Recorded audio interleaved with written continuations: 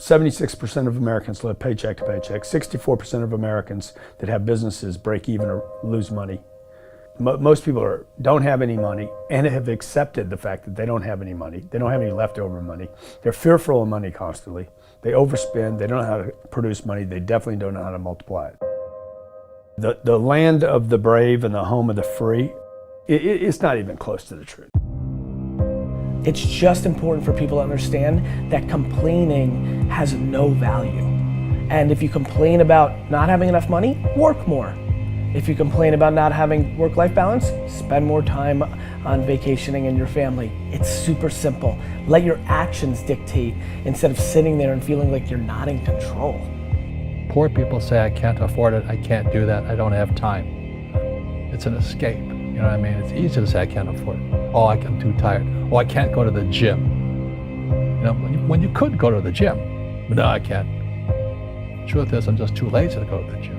Money doesn't have value, right? And this is an important thing that most people don't immediately understand, is that money itself doesn't have value. Money is a vector for transmitting value. It's how you express value. But the value isn't in the money, it's in the product or service you bought with it, and it's in the labor you gave in order to acquire it in the first place. That's where the value comes from. There's nothing intrinsically valuable in the money. You shouldn't put money in a house, you should put money in your brand.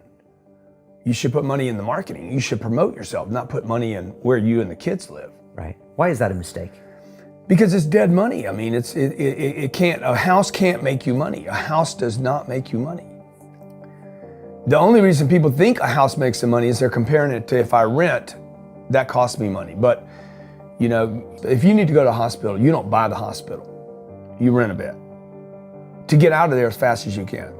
If you go on a trip, you go to America and you want to go to Disneyland, you don't buy the hotel, you rent a room. And nobody thinks poorly of that. They're like, yeah, I'm gonna go there, use the place and get out. That's what you should be doing with your living. Find a place where you can rent. Pay rent monthly. Don't own the house. And take all the money that you would have put in that house purchase, down payment, extra money, fixing it up, use all that money to improve your business and yourself so that you can get more money. Right? So I see so many people here like, I'm gonna invest 300,000 pounds in a house to hopefully make $30,000, 30,000 pounds. Right. I'm gonna buy it for 300, maybe I'll sell it for 600,000. I'll double my money. Fixed in one place, by the way, where no money comes to you. Money does not go to homes. Right, and that's a big thing on your career is moving locations. Yeah, I've moved 5 or 6 times. I can move another 4 or 5 times. Because people who stay in the same place get too comfortable. If you study wealthy people, they're mercurial. They're moving, they're mobile. They're not talking, Warren Buffett and Bill Gates do not talk about the home they live in. They talk about the places they're going to. They go meet money, they go meet wealth, they go meet connections. People are stunningly accepting of anything if they actually believe that's the purest form of it. I think I'd be less acceptable if I hedged. I really do. People will accept you. People accept everything. Just be you. Be you, and clearly people like react. When you're trying to fake something and you've got bad intent, well then that's visceral and we hate. But I actually think we don't give love to the person that actually knows they have it and they're trying to fake it to conform. Hence why I won't adjust to this market all the way, because I don't think I'll be respected. I know what my intent is, so why would I be scared? I want to build the biggest building in town. That's who I am. And you know how I want to do that? By building the biggest building in town. And a lot of people want to build the biggest building in town, and you know how they want to do it? By tearing everybody else's building down. Poverty is passed on. It's taught in your families. And middle class is taught in families. And so the people right now who are sitting at home, who are struggling financially or worried about money or unhappy, they may be making a lot of money, but unhappy with what they're doing, it was probably taught to you. You know, your super ego was taught, get a job, work hard, or you'll never be rich, or the rich are evil, or whatever. And until you change your mindset, Correct. Money won't help you, right? Correct.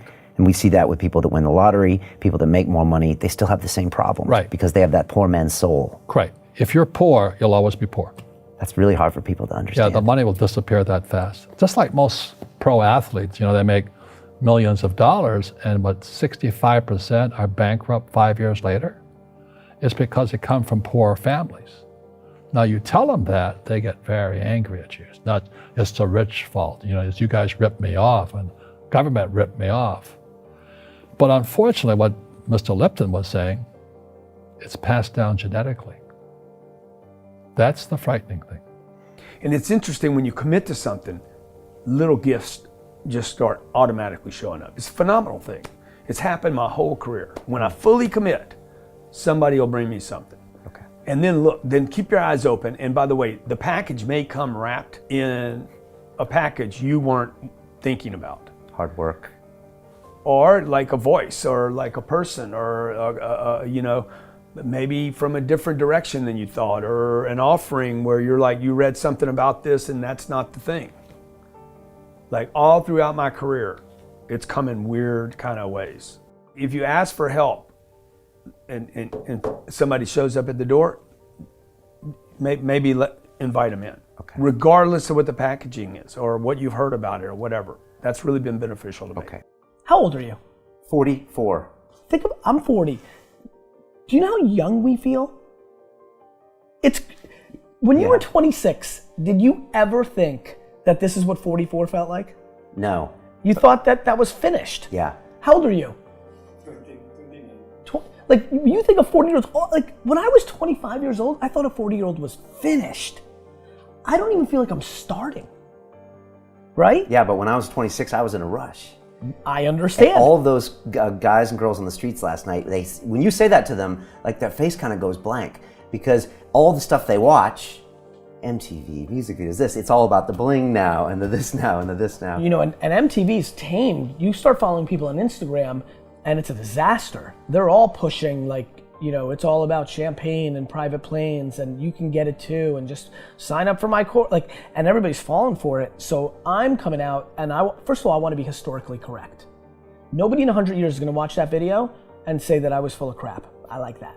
Right? Number two, I want my legend to grow. I'm always fascinated by politicians and world figures. Like Winston Churchill, his brain continues to grow. Yeah. Right? I want that. When I'm dead, I want to be in the ground at peace knowing my legend's growing. I want that.